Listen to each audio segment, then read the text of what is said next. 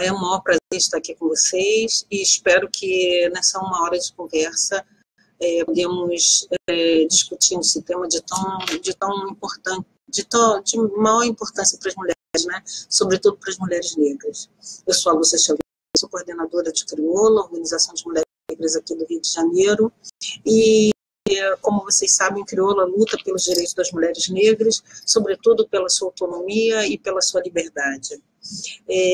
Estamos hoje nesse debate para falar do aborto legal e seguro e para dizer que nos últimos anos nós temos enfrentado uma onda conservadora em toda a América Latina, sobretudo na América Latina, que tem nos destituído de direitos, né? Sobretudo os direitos sexuais e os direitos reprodutivos. Nós vemos essa onda em diferentes países e é uma onda que vem marcando um processo conservador, um processo antidemocrático, mas um processo que aponta diretamente para as mulheres. A princípio parece um processo moralizador de condutas públicas e sociais, mas o seu resultado ainda é a barganha de poder e direitos das mulheres, né? Nos últimos anos, essa onda também vem legislando, buscando ações que impeça o acesso às mulheres a serviços que protejam a sua vida e que permitam ampliar a sua condição de autonomia e a sua liberdade. Então, é sobre isso que a gente vai falar um pouco hoje nessa conversa, né? Essa onda também tem colocado no centro da sua negociação os direitos sexuais e os direitos reprodutivos, partindo do princípio máximo do fim da autonomia das mulheres, querendo, inclusive, impedir que elas tenham direito ao aborto legal e seguro, né? Essa ação não é uma ação nova, especialmente para nós mulheres negras, que já enfrentamos desde a década de 70 no país, uma forte onda controlista, que não só produziu políticas de planejamento, de controle familiar, de controle da natalidade, no sentido de encobrir essa ação dizendo que fazia controle do planejamento familiar, acesso a direitos sexuais e direitos reprodutivos, mas que no fim produziu, sobretudo para as mulheres no Nordeste, uma forte ação de controle da natalidade, né?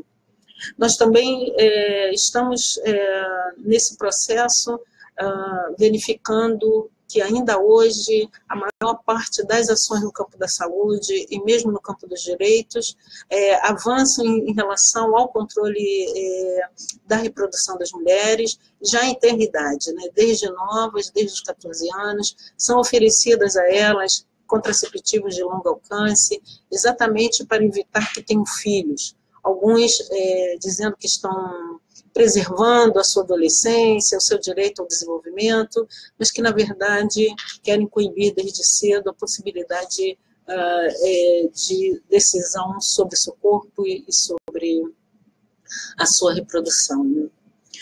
Quando a gente destaca as mulheres negras nesse processo, nós não queremos dizer que, com isso, outras mulheres não sofram violação dos seus direitos nesse campo, mas quer dizer que, no nosso caso, o racismo permite, ajuda, favorece,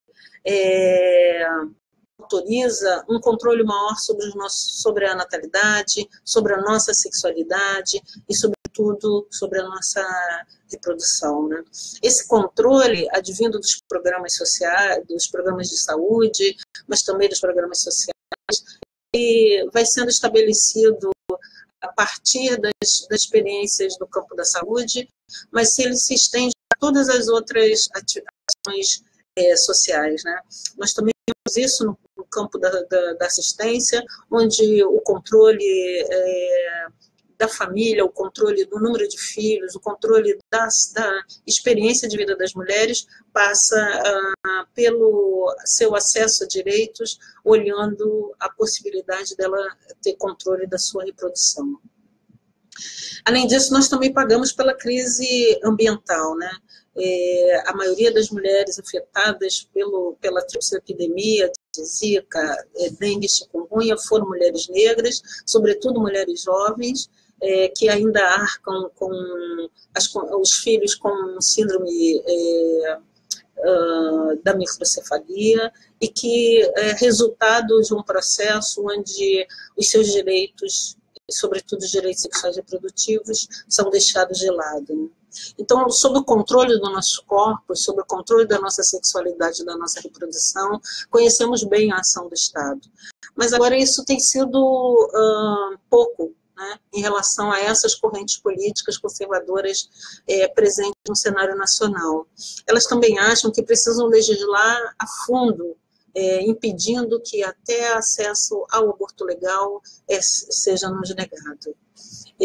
Nós que somos as principais vítimas da morte materna, especialmente quando essa morte é causada por um aborto inseguro, sabemos que a legalização do aborto, a possibilidade de acesso a serviços de qualidade pelas mulheres, significa muitas vidas, não só a sua, no sentido de preservação da sua condição humana, mas também da sua família, já que a maioria de nós é também chefe de família, tem filhos para criar, e somos responsáveis pelos nossos mais velhos, como pai, mãe. Então, nesse sentido, ao proteger a vida da mulher, nós protegemos também a vida da mulher negra, né? Desculpe, nós também protegemos a vida da comunidade, né? Protegemos a vida de outras pessoas que estão envolvidas nesse processo. Se essa dinâmica do controle fosse uma dinâmica relacionada a decisões políticas tomadas por nós, mesmo assim, ela ainda deveria ouvir todas as mulheres em relação a isso, né? E não é isso que ocorre. As decisões são tomadas por homens brancos, geralmente religiosos, que decidem o que fazer com os corpos das mulheres e como é que as mulheres devem ou não se comportar no seu período fértil, na sua condição de mulher, no momento das decisões sobre a sua vida sexual e reprodutiva, né? Mesmo assim, quando a gente imagina essa força-tarefa em relação ao controle da natalidade, ao controle do corpo das mulheres, ao controle da sua sexualidade, a gente imagina que essas pessoas que acreditam que o aborto legal, que o aborto deveria não existir, né, que a concepção da vida é gerada na hora da fecundação, se isso tudo fosse verdadeiro, nós não seríamos as campeãs de morte materna, ao contrário, nós teríamos as nossas vidas preservadas em todo momento, mas não se trata disso, né? Quando a gente olha os índices de morte materna, a gente vê que tem uma coisa a mais. E o que está a mais aí é o fato de nós não sermos consideradas seres humanos, né? Plenos de direitos. Então, se nos recusamos a manter a gravidez, somos culpabilizadas e criminalizadas. E quando mantemos, somos levadas à morte pela negligência, pela discriminação e pela falta de tratamento adequado e humano. Isso quer dizer também que, de certa maneira, há um desprezo, um descaso em relação à mulher negra que vai estar presente em todas essas dinâmicas. E, mesmo assim, é necessário que a gente compreenda o significado da legalização do aborto, compreenda a necessidade de descriminalizar essa prática, compreenda também o momento em que essa mulher toma uma decisão em relação à sua vida, em relação ao seu corpo, né? Por que é preciso compreender isso? Porque somos pessoas influenciadas por ideologias e ações políticas que podem, de certa maneira, incidir nas nossas vidas, parecendo que são coisas naturais, né? Então, as religiões, alguns processos políticos dizem que o natural, o que faz parte da condição da mulher é ter filhos e criar esses filhos. Mas nós sabemos que não, né? Ter filhos e criar filhos faz parte do nosso desejo, da nossa vontade, e é assim que ele deve ser compreendido na sociedade, né? Não ter filhos e não querer ter filhos não significa necessariamente odiar crianças ou pessoas, ao contrário, significa que nós tomamos decisão sobre o nosso rumo, o nosso caminho, a nossa vida, e é a partir daí que nós traçamos a nossa existência em relação a isso, né? Então, em algum momento, a ideia da possibilidade do aborto passa a ser a ideia de que essa mulher não tem uma natureza, entre aspas, feminina, né? Não tem um instinto, não tem um cuidado, né, com a vida, né? Mas ao contrário, né? O que a gente entende é que a decisão que ela toma em relação a desenvolver uma gravidez e ter um filho depende também do seu momento pessoal, da sua relação afetiva, das suas condições socioeconômicas e, sobretudo, do seu desejo. E se esse desejo não é levar a cabo uma gravidez, é necessário que o Estado e a sociedade participem dessa decisão com respeito àquela pessoa que deve ser autônoma para tomar qualquer decisão em relação a si. Lógico que uma fala como essa mistura aspectos políticos, aspectos pessoais, mas é justamente disso que nós estamos falando. Nós estamos falando no momento em que entram os nossos desejos, no momento em que entram os nossos direitos, e como os dois se conjugam, né, se amalgamam. E no caso das mulheres negras, isso é muito interessante, porque se uma mulher deseja ter filhos, vocês já viram que o resultado final pode ser a morte materna, né? Mas se ela não deseja, o resultado também será a morte materna, porque a maioria das mulheres tem como causa-morte o aborto inseguro. Mas também tem a negligência, a discriminação, os maus tratos na hora do parto e depois do parto. Então, nós estamos falando aí de dinâmicas de discriminação, de violência, de racismo, que estão presentes nessa relação dos serviços, da população, da sociedade em relação à mulher negra. E o que podemos fazer em relação a isso, né? Quando a virada feminista nos convida nesse esquenta, dizer que precisamos falar de aborto, isso significa que nós, mulheres negras e organizações de diferentes regiões e lugares do nosso país, queremos conversar sobre algo que afeta nossas vidas, que afeta a vida da nossa sociedade, e queremos participar das discussões que vão definir o rumo das nossas vidas. Nós não queremos que homens brancos decidam, através de PECs, através de leis ordinárias, ou mesmo de fechamentos de serviços, ou de recusa à distribuição de insumos, dizer que o nosso corpo não nos pertence, dizer que a nossa vida não é nossa, é de alguém que pode decidir por nós, né? Nós não queremos ter o nosso corpo, entre aspas, sacralizado até a morte na hora do parto. Nós queremos ter a possibilidade, sim, de tomar decisão sobre nós e nossas vidas. Aliás, é isso que nos torna cidadã, que nos torna sujeitos de direitos, né? Por isso é importante que a gente diga não às iniciativas legislativas, às iniciativas do judiciário, às iniciativas do executivo que inibem ou corrompem os nossos direitos. Que a gente diga não a iniciativas legislativas como a PEC 181, 185, desculpe, que avança em nome de um direito já conquistado das mulheres, que avança para a Constituição, para dizer que a concepção da vida se inicia no momento da fecundação, que diz, então, que os mínimos direitos que nós alcançamos até hoje, olha, que nós já lutamos à beça para conseguir esses mínimos direitos, devem ser negados, né? Que tem a ver com um aborto legal e seguro, aquele que nos protege de situações de violência, que protege a nossa vida e que impede que outras pessoas decidam por nós coisas que nós não podemos viver. É também preciso que a gente leve em consideração que a luta pelo aborto legal e seguro também é a luta pelos direitos sexuais e os direitos reprodutivos. Não só porque ele fala de um momento importante das decisões sobre reprodução ou não, sobre o direito à nossa vida sexual ou não, mas fala também dos limites que a sociedade impõe a qualquer mulher e a qualquer pessoa em relação às decisões nesse campo da sexualidade, né? Não é só uma decisão se deve viver ou não, mas é também como se deve viver e por que se deve viver assim.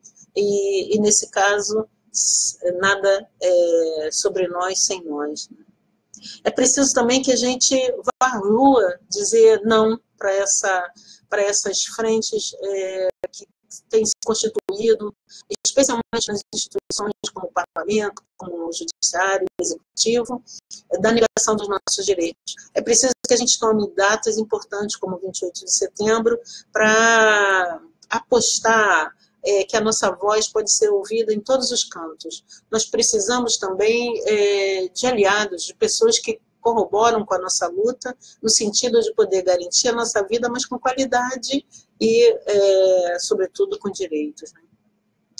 Nós sabemos que a luta pelo aborto legal e seguro é uma luta complexa, né? Há diferentes entendimentos sobre isso, né?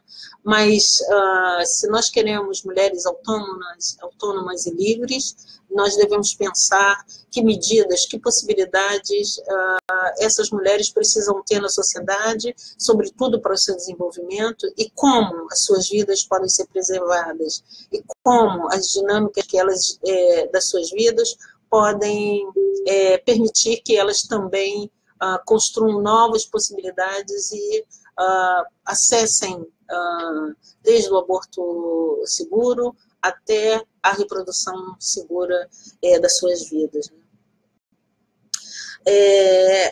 Acho que, como eu, vocês também compreendem que essa luta também passa pelo fim da criminalização das mulheres que agem em qualquer situação em relação ao aborto, né? Essa criminalização é também um momento onde a sociedade diz que essa mulher ainda não tem a liberdade. E como nós vivemos no século XXI, a gente imagina que esse deveria ser o século da liberdade, né? O século onde poderíamos aspirar, depois de longos anos de construção de direitos humanos, acesso às melhores condições de vida, acesso a novas tecnologias e também acesso a direitos que nos permitisse viver em liberdade. Então é isso, eu conto agora com um bate-papo com vocês para animar essa conversa.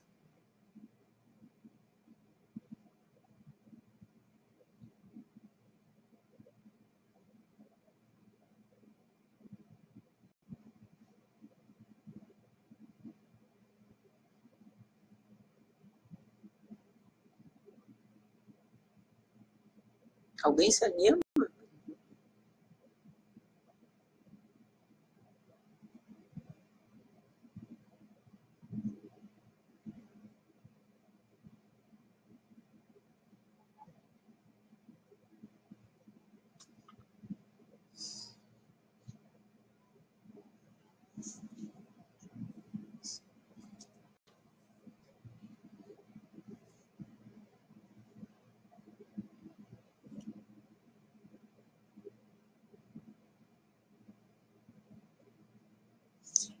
Olha, tá cheio aqui de mensagens, algumas são bem interessantes, eu vou reproduzir rapidinho, né?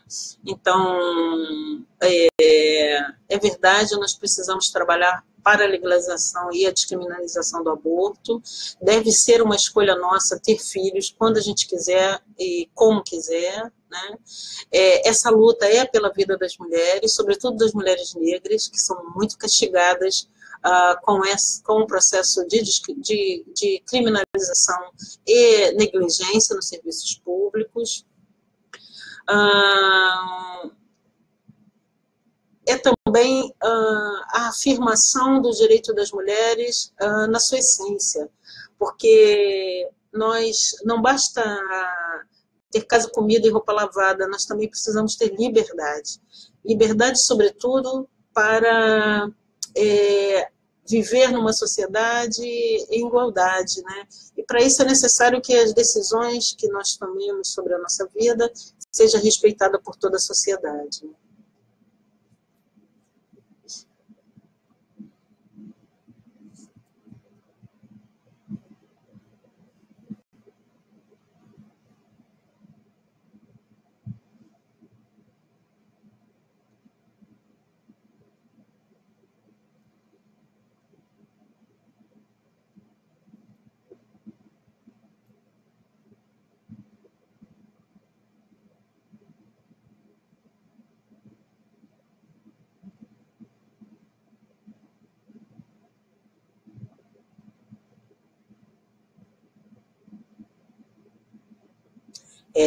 A Joana está colocando aqui que falar de aborto é o que afeta nossas vidas e a sociedade. E que a vida é nossa e não deve ser sacralizada, né? Nosso corpo não deve ser sacralizado até a morte, né? E também concordo, Joana, nenhum direito a menos, né? A dinâmica, as dinâmicas que nós vivemos na sociedade em relação ao nosso corpo, em relação à nossa vida, ela deve ser compreendida a partir dos diferentes processos que vivemos, né? Ainda hoje se imagina que as mulheres são livres para tomadas de decisão em todos os campos da sua vida, mas ao contrário, elas arcam com a maior parte da ação, do cuidado, da educação e do sustento de homens e mulheres enquanto crianças, adultos ou mais velhos. E essa possibilidade de sustento dessa comunidade é tida como algo importante para o desenvolvimento da sociedade, das famílias, etc. No entanto, quando ela fala dela, do seu direito, das suas possibilidades, essa mesma força é retida, como se elas não pudessem, como nós não pudéssemos decidir sobre nós e sobre as vidas, né, que estão em nossas mãos, né? Por isso, discutir o aborto é importantíssimo. Ele deixa de ser uma prática corriqueira, ele deixa de ser uma prática que leva as mulheres à morte quando elas têm mais poder numa sociedade, quando elas são mais respeitadas, quando as suas decisões, sobretudo as decisões do campo da sexualidade, da vida sexual, são tomadas de forma que elas possam ter controle das suas vidas, né? Então, quando a gente está falando de aborto, é preciso lembrar disso, né? O aborto revela para nós uma série de desafios que as mulheres ainda atravessam no século XXI, o século que eu acho que deveria ser o século da liberdade. Elas ainda atravessam o desafio de viver uma vida onde a sua parceria afetivo-sexual é definida por alguém que vai dizer se ela deve manter relações sexuais ou não. A sua parceria ainda é dividida por alguém que decide o momento dessas relações e se ela mantém ou não aquela gravidez. A sua parceria ainda decide em esconder dela as possibilidades de ser infectada por doenças sexualmente transmissíveis ou não. Isso ela vive parcerias que ela não vive em parceria, né? Ela vive relações em que essa parceria não se constitui no respeito e na cidadania.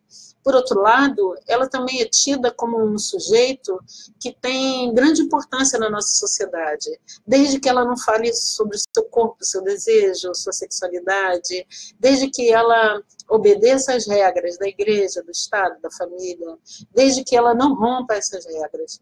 E se ela romper, os castigos, a culpa, a violência, vai de novo recolocá-la. E mesmo recolocá-la nesse lugar de subordinação. E mesmo que isso não ocorra com todas nós sofremos o impacto disso, né? Quando vemos alguém ser violentada sexualmente e não poder recorrer ao aborto legal e seguro.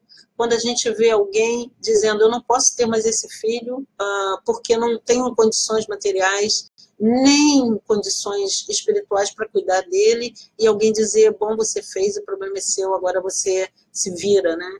Então, essas dinâmicas de violência e de culpabilização das mulheres acaba fazendo com que cada uma de nós, mesmo que não esteja vivendo aquilo nesse momento, sintamos essa mesma culpa, essa mesma situação de criminalização, né?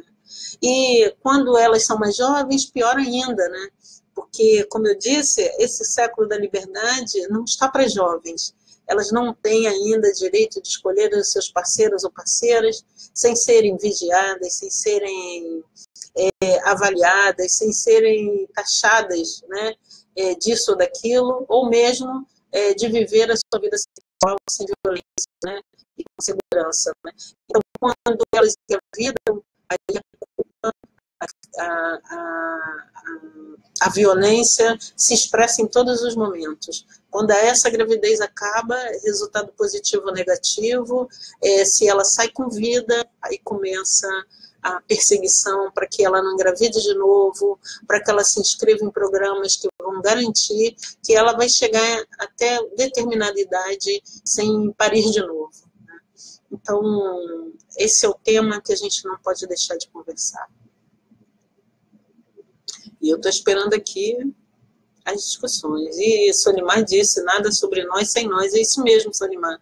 É isso que a luta pelos direitos das mulheres nos informa, sobretudo nós mulheres negras, né? Somos as principais vítimas dessa situação e precisamos agir para vencer as barreiras que se impõem em relação à nossa liberdade.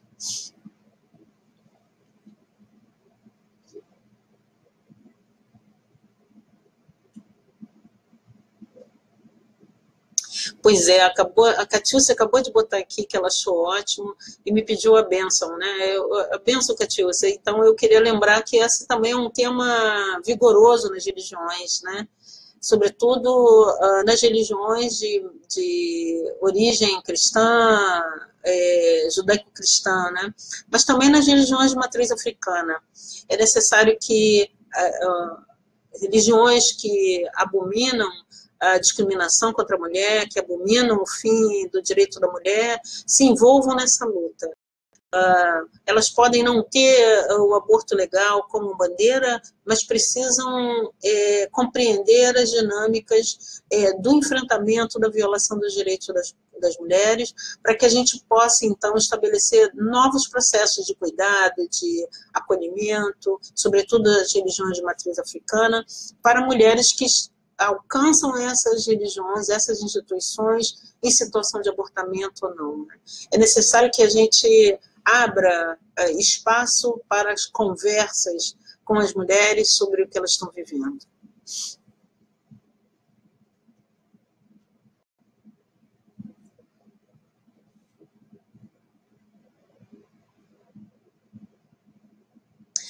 A Nalba está me dizendo aqui que o povo está tímido, eu também estou achando.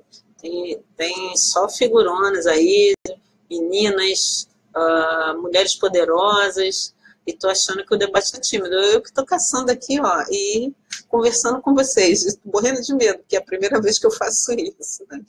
Isso é graças a Jéssica, as meninas que inventam essas coisas para a gente fazer, porque estou aqui tremendo, imaginando o que será que vocês estão pensando, apesar de acompanhar aqui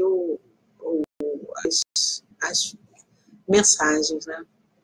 Mas eu acho que está tímido também, Analba, porque, como você sabe, sexualidade, vida sexual, resultado do processo reprodutivo não é um assunto que a gente conversa, nem em família, nem no bar, nem em lugar nenhum, né? Por acaso, a gente só conversa quando as coisas acontecem. E aí a conversa é 2 a 2, né? Um diz que não gostou e o outro diz que gostou, né? Aí vem outro, diz também que não gostou, e o outro diz que também gostou, e no final a gente não consegue debater essa questão. Nós sabemos o que as jovens estão pensando sobre isso agora, nós não sabemos o que as mais velhas estão pensando, e aquelas mulheres na idade reprodutiva, de modo geral, estão pensando como é que elas estão encarando hoje esse processo de perda de direitos e como elas estão pensando em assegurar para si os direitos já conquistados, né? E essa conversa é isso, como assegurar para si os direitos já conquistados e como avançar para ampliar esses direitos. Nós já temos algumas prerrogativas para o aborto legal e seguro que estão em risco nesse país, e certamente ao perdê-los sofreremos todas, mas também precisamos alargar o nosso direito à tomada de decisão sobre os nossos corpos. E é aí que essa conversa toma fôlego. E a Analba seguiu, que a gente tem que organizar para essa luta. E é isso mesmo, Analba, eu fiz até aqui um checklist, né? Essa chamada para a rua, contra nenhum direito a menos, pelo aborto legal e seguro, dia 28 de setembro, o Brasil inteiro vai estar organizado para isso, mulheres estarão nas praças, nas ruas, discutindo sobre isso, especialmente gritando para que seu direito seja respeitado, não só no Brasil, mas em toda a América Latina, em todas as partes do mundo, porque essa onda conservadora, como eu disse para vocês, é uma espécie de tsunami. Parece que ela está num lugar só, mas ela já tomou quase todas as regiões do mundo em relação à perda dos direitos das mulheres. É também preciso lutar pelos direitos sexuais e reprodutivos e contra a criminalização das mulheres que fizeram aborto ou que estão em situação de abortamento, né? É também preciso lutar pelo aborto legal e seguro, porque ele também faz parte do processo de defesa e garantia de luta das mulheres, né? E sempre buscando ampliar cada vez mais esse debate. Oi, Cláudia, é verdade. As ações de saúde em relação ao controle da natalidade é ainda muito forte no Brasil, né? Tanto que o planejamento reprodutivo chama planejamento familiar. A mulher chega até lá, ela apresenta os seus interesses em relação ao cuidado do seu corpo, ao controle do seu período fértil, e acaba saindo de lá com receitas mais complexas do que ela foi buscar, né? E se ela rompe se ela faz um desencontro entre o que o serviço de saúde ofereceu a ela e o que ela quer, o serviço de saúde tem seus agentes, seus funcionários que podem buscá-la para reconduzi-la a esse programa, né? Então, hoje são oferecidos diferentes métodos de longo prazo, né, como os hormônios injetáveis, né, os anticontraceptivos injetáveis, outros métodos como a própria ligadura, né, de encaminhamento à ligadura de trompas, no sentido de poder evitar que essa mulher que não tem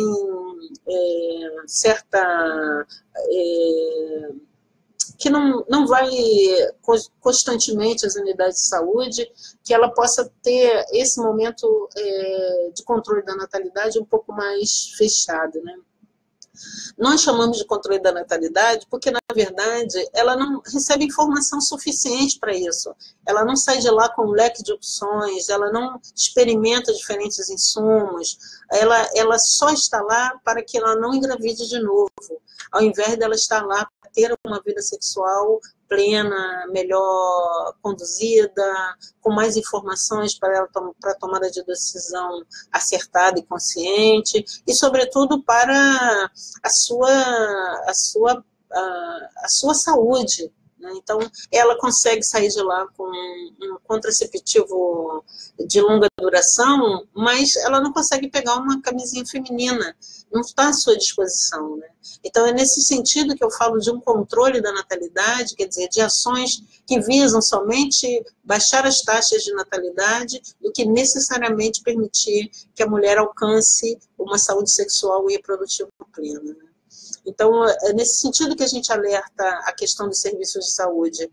Há insumos que estariam à disposição, como PEP, para profilaxia após exposição ao HIV, pílulas do dia seguinte, profilaxia contra a violência sexual, a falta de unidades que ofereçam esse serviço publicamente, eles exigem, mas eles estão todos escondidos, que a maioria não sabe onde eles ficam, né? E geralmente alguns deles estão em maternidades. Aqui no Rio, por exemplo, eles ficam em 2 maternidades. Nada contra as maternidades, mas eles podiam também estar em outras unidades em que eu não precisasse me deslocar tanto para encontrar solução para esse problema, né?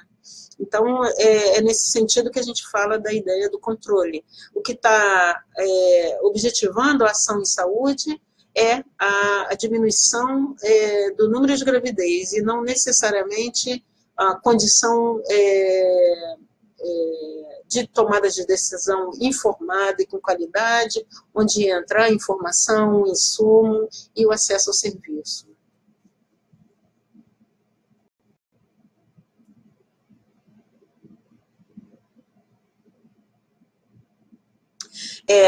Marta, é verdade sim. A Marta lembra ainda que temos uma discussão sobre as religiosidades, que eu puxei um pouquinho, Marta, mas é verdade, né? As religiões acabam construindo consensos, tabus, formas de pensar, culturas que inibem as mulheres a essa discussão, né?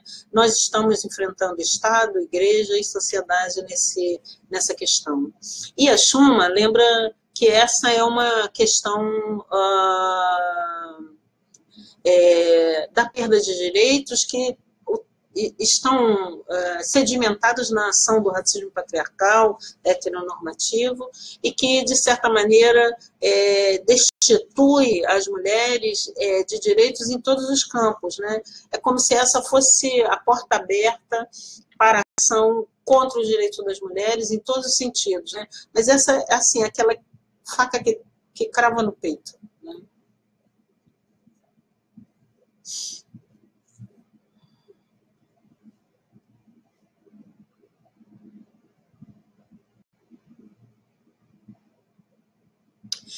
Eunice Guedes lembra que nós estamos voltando a uma luta antiga, né, de garantia dos nossos direitos, e temos sofrido muita ameaça com as PECs, sobretudo essa PEC atual, a 181, que visa restringir o direito ao abortamento legal para as mulheres em qualquer situação, né?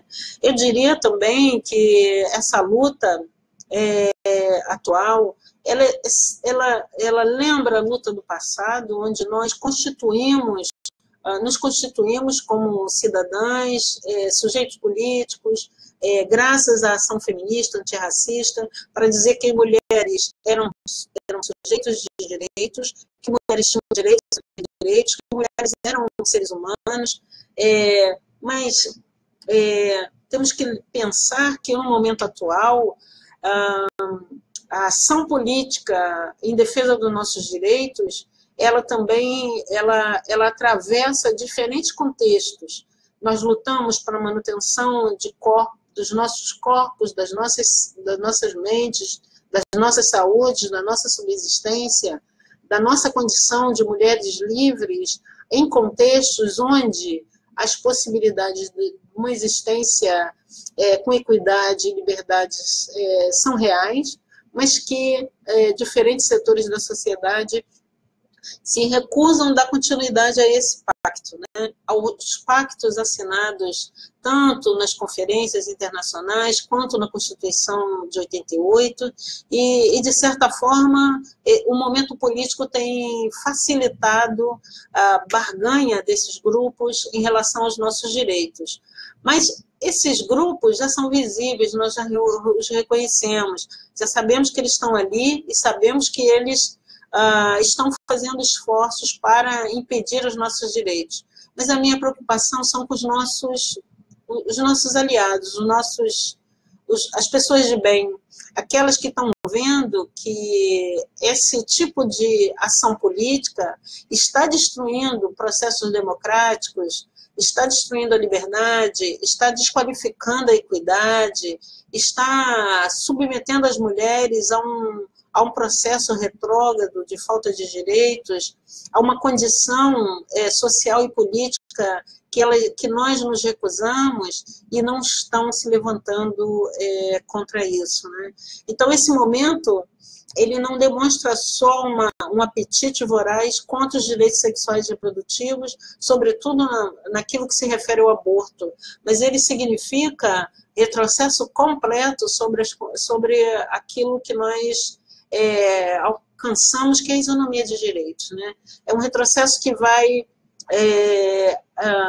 pegando, como eu disse para vocês, no coração, né? Dizendo aborto não, nenhum direito em relação ao corpo, mas que, na verdade, é uma adaga que também atravessa outras partes dos nossos corpos para dizer que as mulheres não têm direitos a ter direito. Então, isso significa que a nossa luta se intensifica e que, para isso, é preciso estar alerta para o reforço dessa ação, né? E também acho, Maria Antonieta, que é preciso romper com a culpabilização, mas a gente tem que lembrar que a culpabilização é um processo ideológico, né? Você se sente, ao longo da vida, responsável em construir uma mulher, ou desempenhar um papel de mulher que está descrita nos processos religiosos, sociais, políticos, familiares, e ao romper esse papel, você também rompe, como disse Angela Davis, com todos os processos de subordinação e criminalização da mulher, né? Então, é nesse sentido que essa ação conservadora atravessa, né? Recolocando esse papel da mulher, do papel da submissão, da mulher sem direitos, da mulher sem equidade, sem igualdade, para dizer que seu papel é outro, e daí se constituir num processo de subordinação, onde a mulher volta a ser submissa, a não ter direitos, a não poder falar por si e nem pela sociedade. Eu acho que a maternidade compulsória é um ponto-chave da dominação, mas ela não é o único, né? Porque, no caso das mulheres negras, nós estamos o tempo todo lutando para afirmar a nossa condição de mulher e afirmar a nossa liberdade. Então, não se trata só do uso de insumos contraceptivos para resolver se queremos ou não ter filhos, se vamos ou não ter filhos. Nós estamos envoltas numa cadeia de processos que nos impedem de tomar a decisão livre sobre as nossas vidas e até de querer ter filhos e tê-los, né? No nosso caso, de mulheres negras, o processo é que a opressão vem de todos os lados. Vem dos homens, vem das instituições, da sociedade, do pensamento de vários grupos contra a nossa possibilidade de ter filhos ou não, vem também da crença de que todas as nossas decisões são tomadas sem pensar, que nós não temos a capacidade de administrar os processos da nossa vida. Daí, por isso, nós somos aquelas que mais recorremos ao aborto, porque, nesse sentido, as dinâmicas que a vida constrói para nós, deixa poucas chances de tomar decisões conscientes e sustentar essas decisões. E daí o aborto tem surgido como uma possibilidade para retomarmos o nosso processo de vida sem criar outras questões em relação à sociedade, à nossa vida e ao Estado como um todo. Em que pese que nós não somos benquistas em espaço nenhum, tanto quando estamos grávidas quanto estamos em processo de abortamento, é que ninguém quer nos defender. Não quer defender a nossa posição quando decidimos ter filhos e também não quer defender a nossa posição quando dizemos não queremos ter filhos. A Lili lembra que, além de qualificar os serviços da Secretaria de Saúde, deveria informar as mulheres sobre seus direitos reprodutivos, especialmente aborto legal. É verdade, Lili, há instituições no Brasil e no Rio também, né, que ninguém sabe onde fica esse serviço, né? E os serviços oferecidos na atenção básica, eles não são completos, como eu disse anteriormente, né? Falta ainda a cartela de insumos para a contracepção, falta serviços que ofereçam a reprodução assistida, faltam orientações e acesso a insumos como a pílula do dia seguinte, falta também um espaço de reflexão com a juventude, com as mulheres, com os homens, sobre os contextos da sua vida sexual e reprodutiva. A primeira coisa que as mulheres recebem, desde quando adolescentes até a vida adulta, quando chega na unidade, é uma crítica de que se elas não se cuidarem, elas vão engravidar, e se elas engravidarem, vai ser uma droga, entendeu? Então, a partir daí, elas olham o seu corpo como um corpo que cria problemas, né? Mas que, na verdade, ele é um corpo de desejos, de força, de energia, de afetos, e que pode estar disponível para a reprodução, como pode não estar disponível para a reprodução.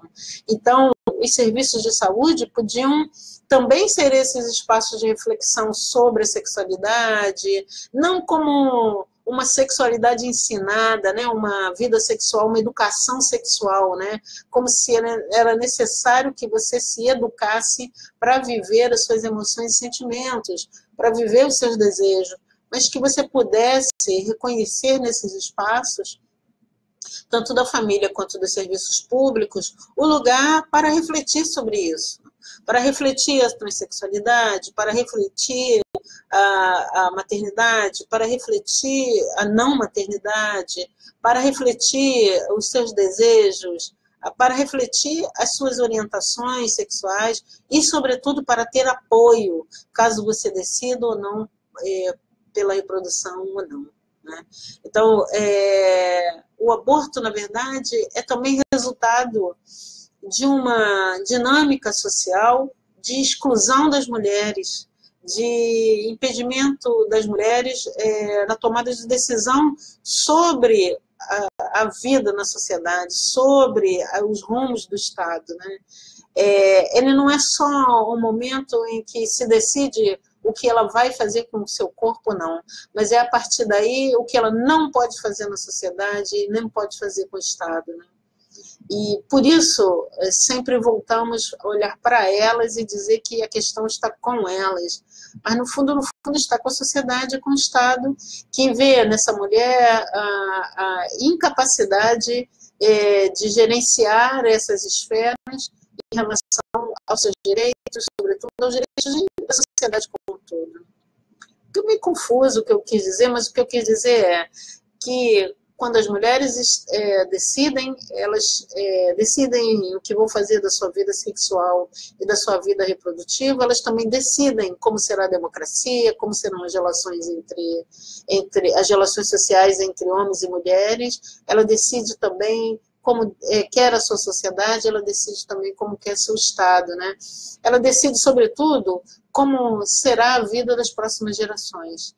E é disso que se quer negar às mulheres, né? A sua plena participação no poder, a sua plena participação na vida em sociedade, a partir das dinâmicas que ela desenha desde o seu corpo, desde a sua sexualidade, desde o seu desejo, desde o seu direito.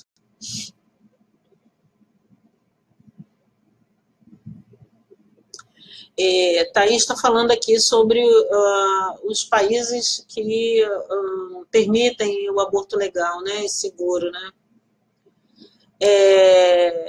É verdade, Thaís. Muitos lugares onde o aborto é legal e seguro, as mulheres caem o número de mortes de mulheres. Aliás, reduz de tal maneira, e por isso a gente diz que aborto legal e seguro é pela vida das mulheres, né? Mulheres negras são as principais vítimas dessa situação, e é por isso que a gente luta pelo aborto legal e seguro, para que as mulheres possam ter as suas vidas protegidas, para que elas possam ter esperança de vida, né? Justamente na melhor fase dessa vida, onde elas estão vivendo plenamente a sua sexualidade, onde elas estão se desenvolvendo, onde elas estão trabalhando, onde elas estão desenvolvendo a sua... estão pensando no seu futuro e planejando o seu dia a dia com muita alegria, com muita força, né? Com muita avidez, né?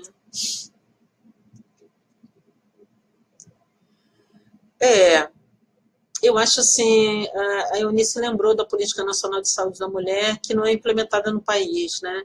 Tudo isso faz parte da trama, né, Eunice? A gente pode dizer assim, né? Essa trama de tirar serviços, impedir serviços, planejar serviços, programar serviços que possa vir a defender e proteger as mulheres, tem sido a principal arma dos governantes, né? Então, você tem uma política, uma das políticas mais antigas do Estado brasileiro, que é a política de saúde da mulher, saúde integral da mulher, e que, na prática, vai sendo reduzida a programas, vai sendo mudada de instâncias de deliberações, para que o Estado não se comprometa na realização desses direitos, né? E logo não se comprometa com a vida das mulheres. Animou, viu, Analba? A gente achou que essa conversa ia ficar tímida, mas eu que não consigo acompanhar tantas questões e tantas reflexões que vêm aparecendo aqui no meu feedzinho aqui, e que realmente estamos certas ao abrir esse diálogo sobre o aborto. É necessário mesmo que a gente fique imbuído desse momento e passe a visitar os outros momentos que nós vamos ter. Daqui a pouco entra outra pessoa conversando sobre isso, e vale a pena também a gente abrir pequenas rodas de conversa na nossa família, na nossa casa, com as nossas filhas, com nossos filhos, envolver outros grupos, outras pessoas nas instituições onde a gente trabalha e participa, porque esse tema fala justamente disso que toda hora sobe aqui no meu painel, que é o direito a uma vida segura, o direito a uma vida plena, um direito a uma vida feliz das mulheres, né? Para as mulheres. E é por isso que a gente precisa falar sobre aborto legal e seguro, precisa falar sobre aborto e, sobretudo, precisa construir espaços de reflexão sobre isso. Mas não esquecer que dia 28 de setembro estamos todas emanadas em luta, nas ruas, pedindo o aborto legal e seguro, lutando contra nenhum direito a menos para as mulheres.